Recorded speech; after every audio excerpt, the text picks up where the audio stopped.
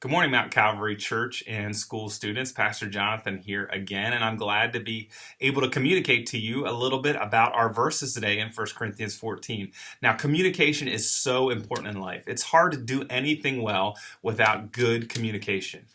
I think some of my kids, when they try to communicate with me, that they mumble. And it's hard for me to hear them. And I think it has nothing to do with me getting older and my hearing getting bad. I think it has to do with their mumbling. And so oftentimes I have to ask questions to clarify, like, what did you say?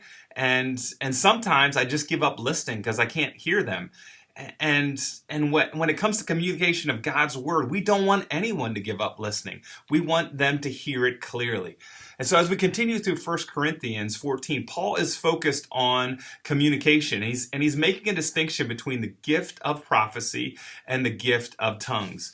Now, Matt, 2 days ago, talked about how the gift of prophecy, clearly preaching and teaching God's word, how it builds up and encourages other believers, it edifies the church. But we saw that, the Corinthians loved the gift of tongues because it kind of built themselves up. It was selfish. It kind of edified themselves. It elevated themselves. That made them feel spiritually elite. Joshua talked yesterday about how God's a God of order and peace and unity, and how the gift of prophecy helps to kind of unify the church. It brings the church together and helps them unify in truth, and how the gift of tongues, speaking in tongues, doesn't build each other up, but actually includes other people, leaving them left out because they don't understand. So let's look at our passage today in 1 Corinthians 14, 18 to 26. Take a moment to read it. And now I've had an opportunity to read it. I think the one main point that Paul is trying to communicate from this text when it comes to the gift of tongues and the gift of prophecy is this: when the church comes together, prophecy, not tongues, should be the gift used for clear communication. Now let's look at how I came up with that conclusion. Paul begins kind of our passage in verse 18, and he says this. He says, "I thank God that I speak in tongues more than all of you." And so Paul kind of peels back a little part of his private life. We see that in his private life, Paul spoke in tongues. This kind of, I think commentators thought it was this private prayer language that Paul worshiped God privately and prayed to God in a private language of tongues. And so Paul says, hey, I do speak in the gift of tongues. But look what he says in verse 19. He says, "Nevertheless, in church, I would rather speak 5 words with my mind in order to instruct others than 10,000 words in a tongue."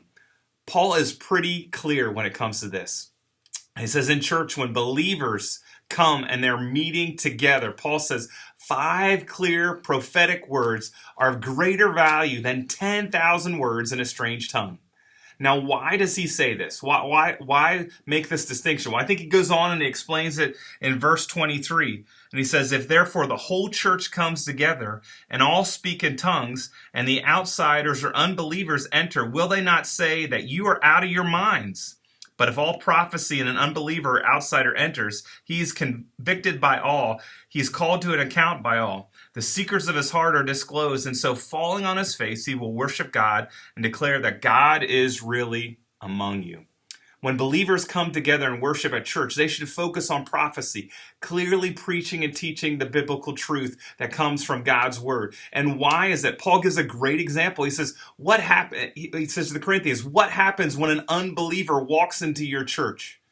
If an unbeliever walks into your church and he hears everybody speaking in tongues, he's not going to understand it. And he's going to say, hey, these people are crazy. And he's going to walk out and he's going to want nothing to do with them.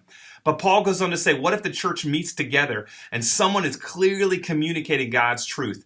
And not only are the believers encouraged and built up, but an unbeliever, if they walk in, they could clearly hear the gospel and respond in faith. John MacArthur in his commentary says this. It's a really good quote that I really like when it talks about tongues and prophecy. It says this: "When tongues are misused, there was only confusion, frustration, and bewilderment. Unbelievers were repelled and believers were unedified.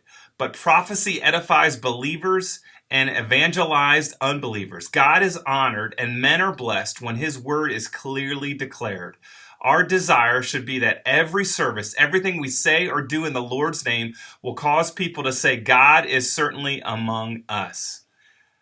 Man, I hope that you're part of a church that clearly communicates, that clearly preaches God's word, and that you can hear it, that you can understand it, that you can be encouraged to not only know it, but to go and tell it to other people. And if you're not part of a church, we'd love for you to be part of our church. We'd love for you to join us on 10:15 on Sunday mornings for our live stream, and just to be encouraged by God's word as it's clearly taught. Again, as we close, prophecy is profitable to the ministry of the church because it's understandable. You can understand what's being said. It uplifts and encourages all the believers.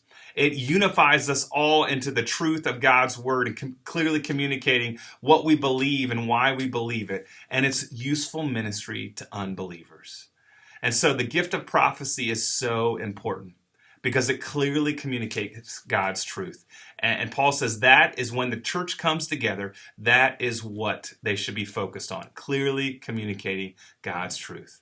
Hey, hope you have a great day. We'll see you soon.